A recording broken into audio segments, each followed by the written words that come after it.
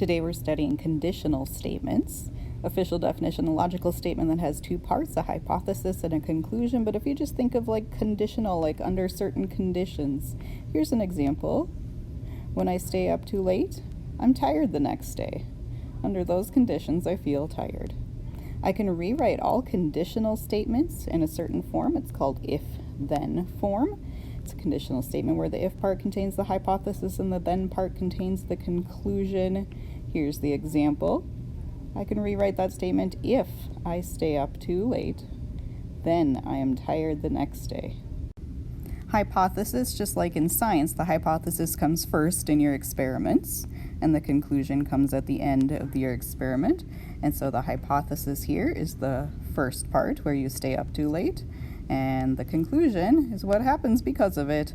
I am tired the next day. All of our postulates and rules can be thought of in this way too. This card is supposed to remind you of your activity that you did. B is between A and C leads to AB plus BC equaling AC. You guys know that as the segment addition postulate, and you can say that as an if-then statement. If B is between A and C, then those two lengths add up to the longer length. Another quick example of a conditional: triangles have three sides. We can write that in an if-then form. We could say if a polygon is a triangle, then it has three sides. The hypothesis being the fact that it's a triangle, the conclusion, the resulting three sides. Let's try this one.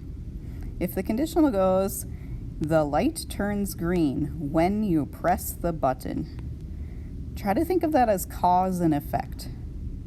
Cause and effect. What is the cause here? I would say pressing the button is the cause. So that word when is sort of telling you that that's our if part of the statement. So when we write this as an if-then statement, we could write: if you press the button, then the light turns green. The cause, or the hypothesis, was pressing the button. The conclusion was that the light turns green. When I talk about a negation, which is going to come up, negation means we're going to throw the word not in there. So the negation of you press the button would be you don't press the button. The negation of the light turns green would be it doesn't turn green. That negation idea comes up in these next vocab words. First, let's look at an if-then conditional statement. If a shape is a square, then it has four sides. That's a fact. A converse is when we switch things around. I like to think of Converse shoes. They come in a pair. One points one way, one points the other way. I switch it around. I switch the if and the then part. So if a shape is a square, then it has four sides. The converse of that statement: if a shape has four sides, then it is a square. That's the converse, just switching the if and the then. Inverse. The hypothesis and conclusion are negated. So I'm going to go back to this original statement, and I'm going to throw the word not both in the hypothesis and in the conclusion. If a shape is not a square, then it doesn't have four sides. Contrapositive is negating and switching. So we're going to do a combo of both of those. So if not four sides, then not square. And we're going to look at whether those statements are true or false in just a minute, but not all of those statements are even true. Let's practice again with all vertebrates have a backbone. What is the cause? What is the effect? When I see the word all, I think that, okay, that's kind of the subject of this statement. So the word all is going to indicate what your if part is. If an animal is a vertebrate, what happens then? Then we know it has a backbone.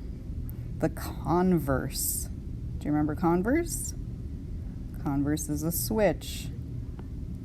If an animal has a backbone, then it is a vertebrate. Inverse, we're going to go back to the original if-then statement and throw some nots in there. If an animal is not a vertebrate, then it does not have a backbone. And then contrapositive, the knots and the switching, right? If it does not have a backbone, then it is not a vertebrate. All right. Here's where we're going to talk about the true and the false. Some of these statements are true, some of them are false. And let's just go through this first one. If it is Valentine's Day, imagine it's Valentine's Day, then it must be February. That's a true statement because it's February 14th. If it is February, imagine it being February, then it is Valentine's Day. I could throw a counterexample down because February 1st would be February, but would not be Valentine's Day, so that's false. If it's not Valentine's Day, then it's not February. Well, today's not Valentine's Day and is not February, so that's a supporting example. Can you think of any not Valentine's Day days where that proves that wrong? Again, February 1st proves this false. February 1st is not Valentine's Day, but it is February. So that would be a counterexample to that one. And finally, the contrapositive. If it is not February, then it is not Valentine's Day. And that actually is true. If you're not in February, it can't be Valentine's Day today. This next one's a little funny, a little nuanced, so you have to work with me here. If a person has a child, then the person is a father. I am a counterexample to that. I have a child, but I am not a father, so that is not always a true statement. If a person is a father, then the person has a child. If a person is a father, then isn't that what makes a person a father? So I would say that's true. If you're a father, you must have a child. If a person has no children, then the person is not a father. If the person has no children, then the person is not a father. I would say that is true. Because if you don't have any kids, you're not a father, you're not a mother, right?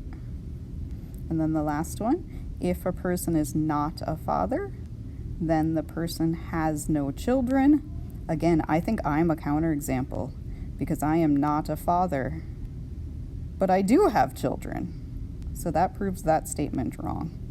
What I want you to notice here is that the original conditional and the contrapositive always have the same truth value.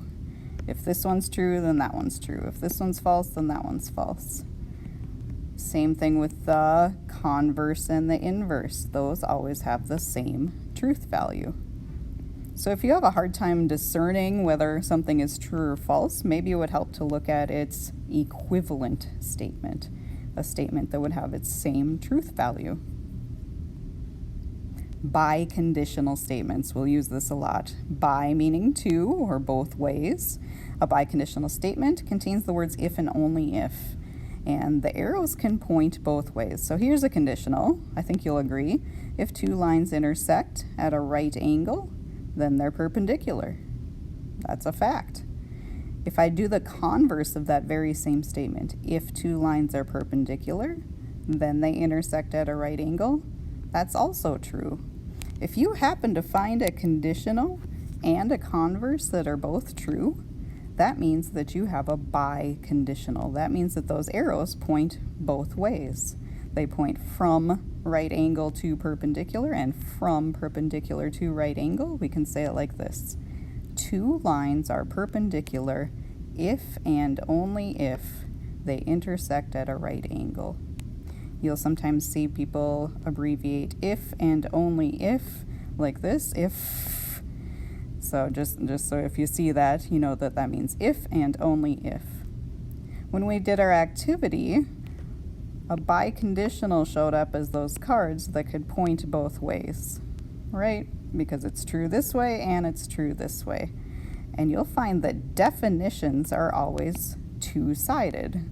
If perpendicular, then intersect at a right angle. If intersect at a right angle, then perpendicular. That's the quality of a good definition, is that it's a biconditional.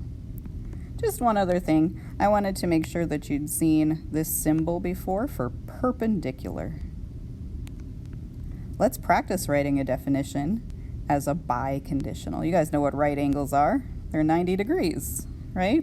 So we would want to write that definition as a biconditional, saying how about an angle is a right angle if and only if it measures 90 degrees.